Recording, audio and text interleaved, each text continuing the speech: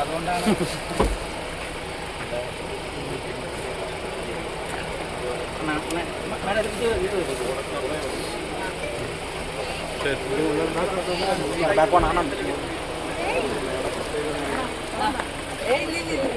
നമസ്കാരം.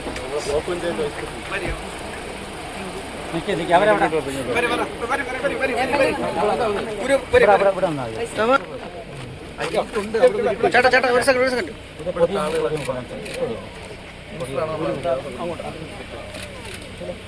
കൊടുത്താളെങ്കിൽ മാറിക്കോ ചേട്ടാ.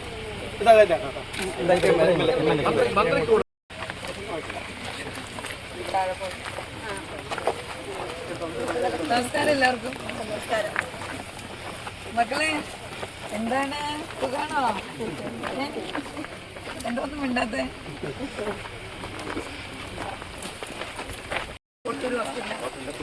കോട്ടൂര് ഹോസ്പിറ്റലിൽ നിന്നാണോ?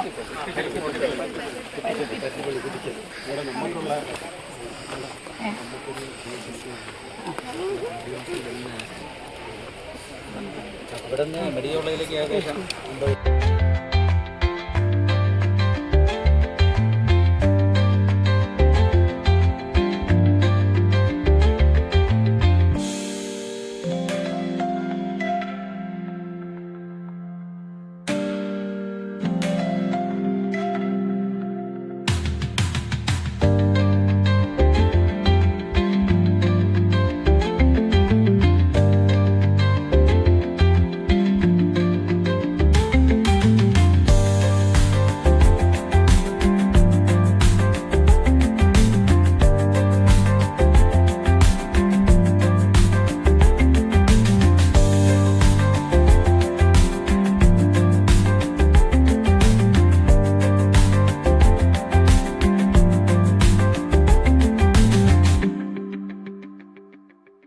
വകുപ്പ് ഉദ്യോഗസ്ഥർ ഉൾപ്പെടെ ഏറ്റവും പ്രധാനപ്പെട്ട മാതാപിതാക്കൾ, സഹോദരങ്ങൾ, സുഹൃത്തുക്കൾ, കൊച്ചുകുട്ടികൾ, എല്ലാവർക്കും എൻ്റെ വിനീതമായ നമസ്കാരം.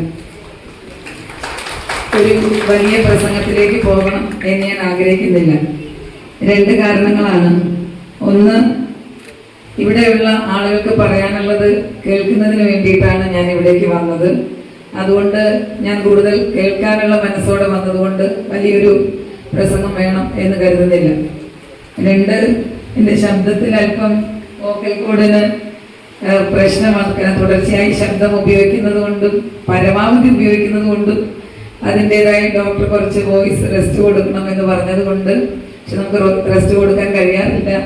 അതുകൊണ്ട് ശബ്ദത്തിന് ചെറിയൊരു തകരാറുണ്ട്.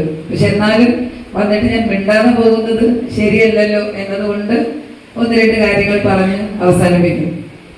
ആദ്യമായി ഈ ഊരൊരുക്കം 2026 ഔപചാരികമായിട്ടുള്ള ഉദ്ഘാടനം നിങ്ങളുടെ എല്ലാവരുടെയും അനുവാദം ചോദിച്ചുകൊണ്ട് നിർവഹിച്ചതായിട്ട് അറിയിക്കുന്നു.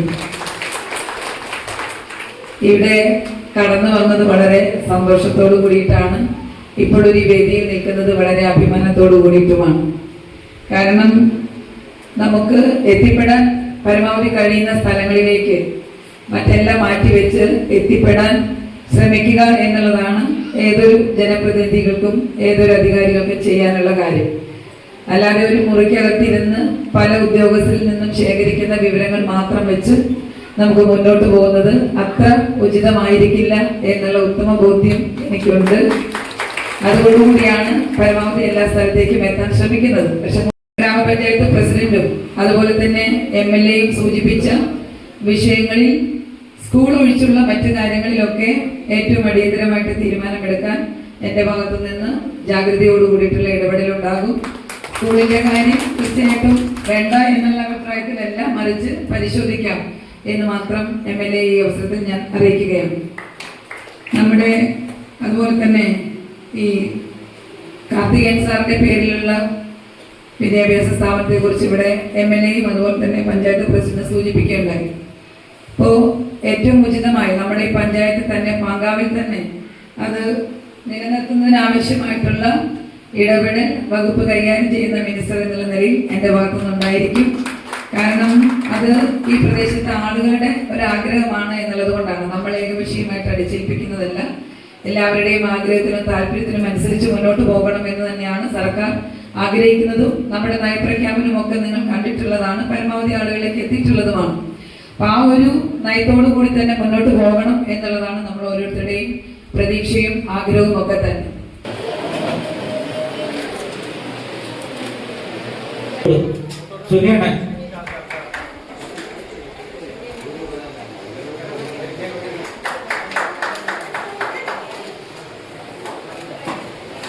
ഒരു സാംസ്കാരിക എന്നല്ല ഞങ്ങൾക്ക് ഇങ്ങനെ പൊതു സ്ഥലം എവിടെയില്ല, പൊതുവേറെ എവിടെയില്ല. ഈ ചർച്ച കൊണ്ട് മാത്രം പരിഹരിക്കാനുണ്ട്. കാരണം ഒട്ടനവധി വിഷയങ്ങള് നമ്മള് കേട്ടിട്ടുള്ളതാണ് വിഷയങ്ങൾ. അപ്പൊ ഞാൻ പറയുന്നത് ഈ നേരത്തെ വർഷങ്ങൾക്ക് മുമ്പ് പ്രോഗ്രാമുകൾ നടക്കുകയുള്ളൂ. അപ്പോ ഇതിലുള്ള ഓരോ ഈ നമ്മുടെ വിഷയങ്ങളെ ഇംപ്ലിമെന്റ് ചെയ്യുകയും അതിലുള്ള വിദഗ്ധരെ കൊണ്ടുവരികയും ആൾക്കാരുമായിട്ട് അവരുടെ അവയർനെസ് കൊടുക്കും. ആ അവയർനെസ് കൊടുത്തുകൊണ്ട് ഇവര് തന്നെ നേരിട്ട് വന്ന് എന്റെ ശ്രദ്ധയിൽ പെടുത്തിയിട്ടുണ്ട്. അപ്പൊ സ്വാഭാവികമായിട്ടും അതൊക്കെ നേരിട്ട് വന്ന് കാര്യങ്ങളൊന്നും കൂടിയാണ് നേരിട്ട് ഇവിടേക്ക് വന്നത്. ഇതിന് നിരന്തരമായിട്ട് നമ്മളോട് വന്ന് ഈ കാര്യങ്ങൾ പറയായിരുന്നു. അത് നമ്മളും കൂടെ നേരിട്ട് വന്ന് കാര്യങ്ങളൊക്കെ കാണുമ്പോൾ കുറച്ചുകൂടി അതിന് ഒരു നമ്മുടെ ഒരു ഇൻവോൾവ്മെന്റ്, നമ്മുടെ ഒരു ഇടപെടലൊക്കെ ചെയ്യാനായിട്ട് സാധിക്കില്ല. അപ്പൊ അതിലൂടെ വേണ്ടിയിട്ടാണ് അതിൽ ആത്മാർത്ഥമായിട്ട് ഇടപെടുന്നത്. ബന്ധപ്പെട്ട വകുപ്പുമായിട്ട് നമ്മളൊരു വകുപ്പുകളുടെ കോർഡിനേഷൻ ഈ കാര്യങ്ങളൊക്കെ അത്യാവശ്യമാണ്. അതിനു വേണ്ടിയിട്ടുള്ള ശ്രമങ്ങളാണ് അടിയന്തരമായിട്ട് നമ്മൾ ചെയ്യുന്നത്. അതും നമ്മുടെ വകുപ്പ് മാത്രം വിചാരിച്ച നടക്കുന്ന കാര്യമില്ല. ബന്ധപ്പെട്ട വകുപ്പുമായിട്ട് ചർച്ച വെച്ച് സർക്കാരിന്റെ നയം ജനങ്ങളെ ബുദ്ധിമുട്ടിക്കാതിരിക്കുക, അവർക്ക് അവരിലേക്ക് കൂടുതൽ പ്രയോജനം എത്തിക്കുക എന്നുള്ളതാണ്. അപ്പൊ ആ പോളിസിയായിട്ട് നമ്മളിപ്പോ നിലവില് പല സെന്ററുകളിലും നമ്മൾ മൊബൈൽ മെഡിക്കൽ സെന്ററുകൾ സ്ഥാപിച്ചിട്ടുണ്ട്. അത് സ്ഥാപിച്ച സ്ഥലത്തൊക്കെ ഫലപ്രദമായിട്ട് അത് നടന്നു വരുന്നുണ്ട്. അപ്പൊ നിലവിലുള്ള സ്ഥലങ്ങളിൽ അത് കൂടുതൽ കാര്യക്ഷമമാക്കാനും ഇല്ലാത്ത സ്ഥലങ്ങളിലേക്ക് അത് വ്യാപിപ്പിക്കാനും വകുപ്പ് ഓൾറെഡി തീരുമാനമെടുത്തിട്ടുണ്ട്.